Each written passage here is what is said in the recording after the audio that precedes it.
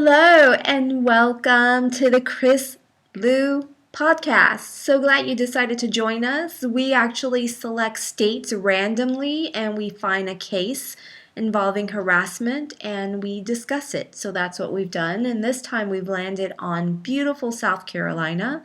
So South Carolina is the winner for this podcast. And we selected a case. And ironically, for South Carolina, there wasn't tons of harassment cases for employment. We do try and get the most recent in terms of time frame, and the most recent we found was 2010, and it is for Horry-Georgetown Technical College, which is a new college that we've never heard of. So it's not a new college, it's just a college we've never heard of. But this is the name of the school. It's Horry-Georgetown Technical College.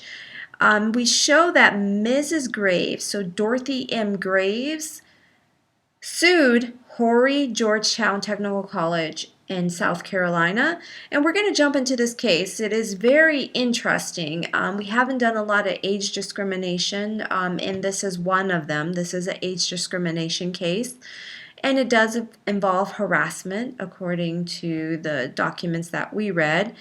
So what she claimed is for the Older Workers Benefit Protection Act, and she also filed against Equal Pay Act and constructive discharge based on harassment. So very interesting case that we landed on. Miss Graves started working for this technical college in 1974. So 1974, and she filed the case in 2010. So we're talking like 36 years. 36 years is definitely a lot of time to work for one employer. Would you say that this happens nowadays with like millennial workers? Do you think they would stay with a company for 36 years? Well, that's neither here nor there, but it is a question that you want to ponder when you think about this case. This is someone who was dedicated and very loyal to their employer, 36 years of her life. So obviously, if she's been there 36 years, she didn't start working then where she was 1 year old. So most likely, she's certainly over 40. So with that being said, I think in terms of employment, and it really depends on the employer. So for a school, what I've seen with schools, they're usually a little bit different in how they treat employees versus like a private corporation. So loyalty usually will pay off, but in this case, I'm not 100% sure that I agree that loyalty paid off, and you can come to your own conclusion. So she was promoted, so the loyalty paid off in terms of she did receive a promotion in 1999. So she started in 1974. She did get a promotion to a procurement manager, and it doesn't mean that she didn't have other promotions before then, but this is what's tied into the case itself. So she was promoted in 1999 to procurement manager, which is overseeing the college's purchases.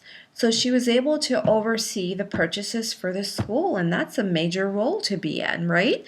So she probably wasn't the final decision maker because she was at manager level and not like at executive VP level, but she had played a major part in making decisions for purchases for the school.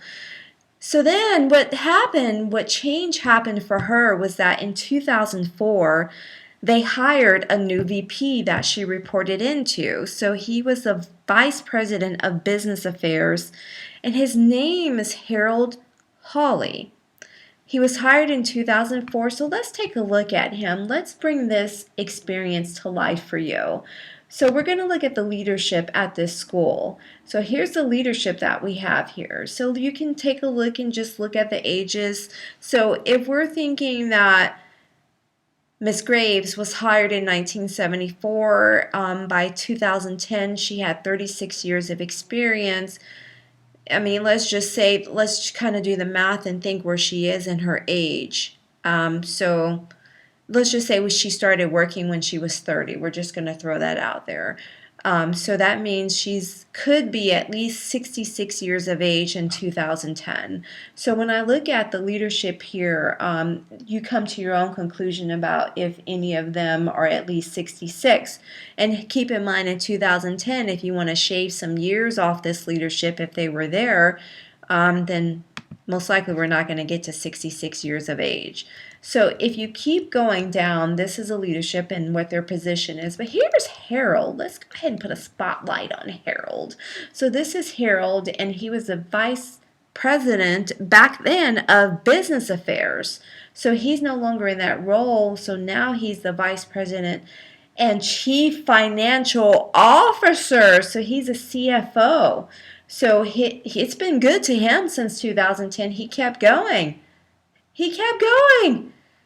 So it didn't stop. He just kept going. So he's a CPA. I don't know if he was a CPA back then, but this is the gentleman who was a decision maker and the treatment towards Miss Graves. So let's jump into Harold. Now here's his email address. We might want to reach out to him and say, "How you doing, Harold? How was that decision that you made towards Miss Graves, Harold?" Okay, so I'm just joking around with that, you guys. You don't want to do that. That's just a joke. Please don't do that. So let me go ahead and jump into the issue and the details of this. So what I'm going to do is I'm going to give you a quick break. So let you take a quick break. We're going to go ahead and pause here, and then we're going to jump into the details.